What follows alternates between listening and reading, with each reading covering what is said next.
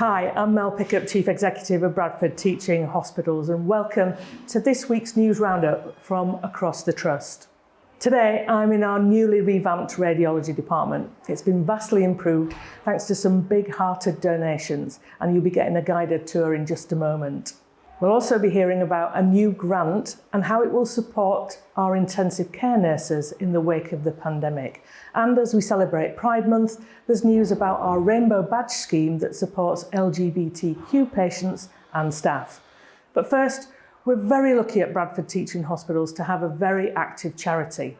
Knowing how scary it can be for some children to come into hospital for a scan, the team recently ran the Raise a Smile campaign, and it's changed the face of radiology and transformed our patients' experience of coming into hospital.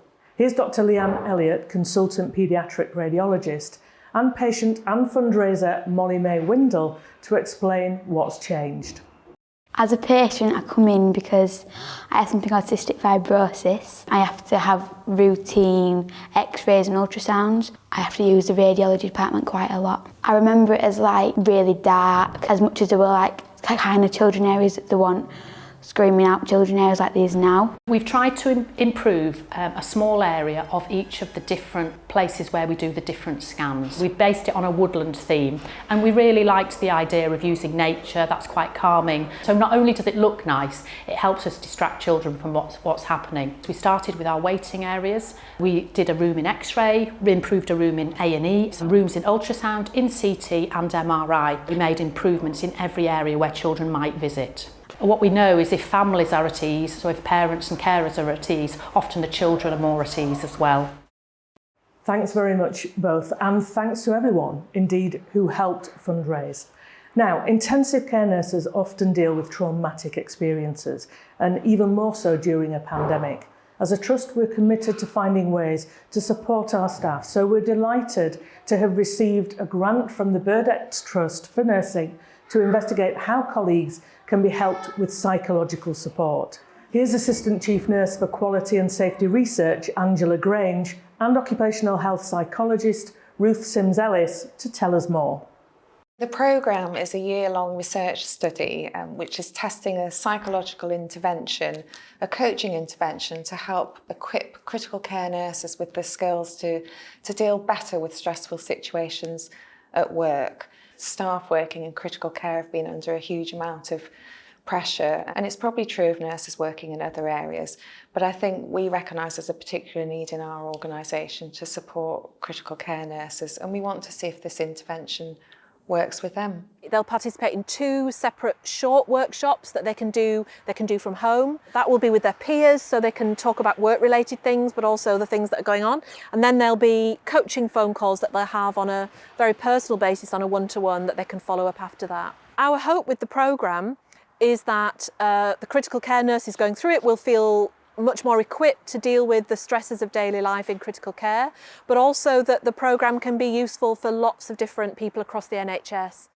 Thank you, Angela and Ruth. I'm so pleased that this is in place, and I look forward to hearing how the research goes. Now, let's see what else has been making the news around the rest of the Trust.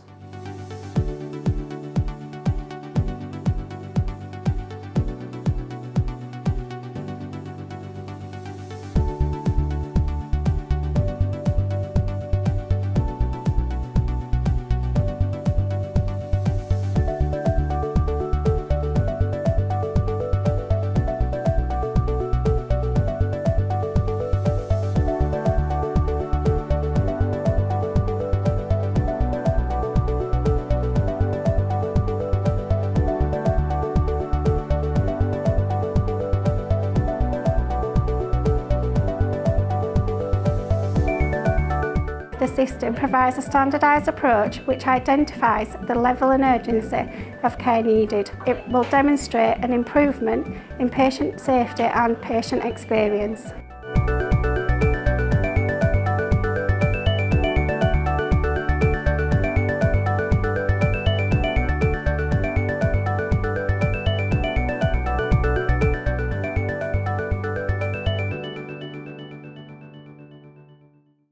Mark, we wish you all the best for whatever challenges you will be taking on next. Finally, as we celebrate Pride Month, I am proud to say that as a trust, our Rainbow Badge scheme is going from strength to strength. The badge is a powerful way of showing our commitment to being inclusive, both to our patients and our staff. It helps LGBTQ people feel safe and included when accessing healthcare. Here's Head of Equality, Diversity and Inclusion, Kez Hayat, to explain more.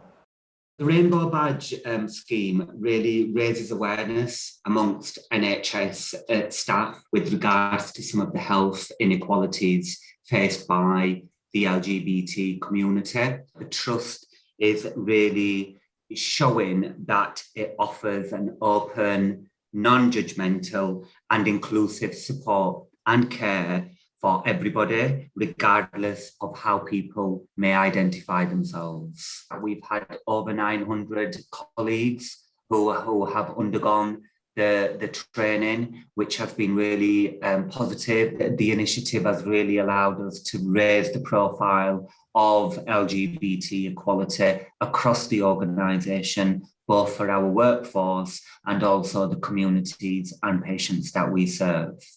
That's really fantastic news, and well done to everyone who's got involved.